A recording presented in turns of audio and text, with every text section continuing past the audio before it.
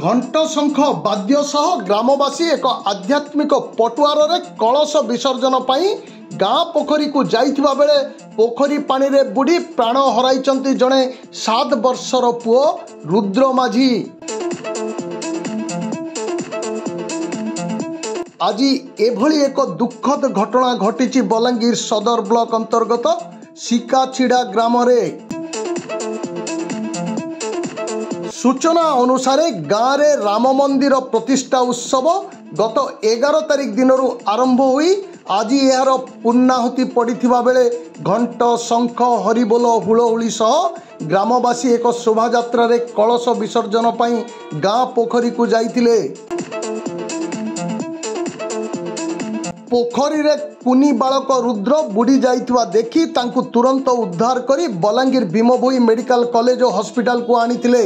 Hospital रे doctor कुनी बालक रुद्र को मृत घोषणा करिसंती। सूचना मुताबक राम मंदिर प्रतिष्ठा उत्सव देखिबा पाई दुबलारू मामुघर गाँ सिकाछिड़ा को आसीथिले मृतक रुद्र।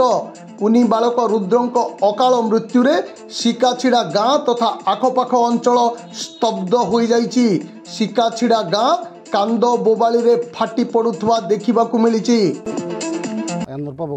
बालक आज्ञा रुद्र माझी जमीन आज्ञा हूँ दुबलार जमीन आम गाँव से आम रामनवमी जो होता देखी आसते सिकाछिड़ा तापर सब सरला पर रामनवमी मैंने बंद को से ओह्ल जाते मैंने मागणा मैंने जो लास्ट को कलश ओह्ल जाते ओह्ल सारा छुआ मैंने भी जाते बंद को छुआ मैंने निजे गाधा बेल के छुआ पानी पड़ जाए देखी नहीं पारे कहीं आधा घंटा पर आम जानू घटना थी आज्ञा 3:30 बजे 3-3:30 बजे घटना तापर देखले छुआ नहीं आसी घर के फिर मैंने खोजी गला के सेने पानी रे छुआ बुड़ी जाता तले पड़ी आज्ञा आमर गाँव सुबल माझी गोटे से टेकला आणला तापर घर आनु तापर मेडिकल आनु आज्ञा मेडिकल चेक कला कि मत घोषणा कले। सुभाष चंद्र माझी केन गाँव सिकाछिड़ा मयूरभंज क्या ना रुद्र माझी केन की जाइथिले से कहाँ बन के जाइथिले केन और बन को नवा बन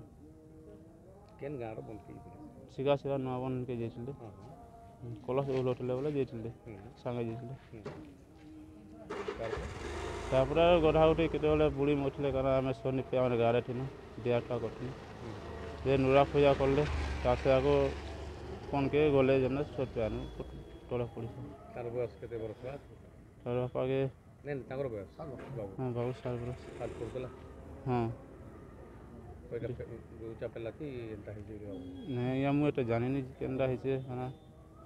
हमें देखि जाई कहां है कहो।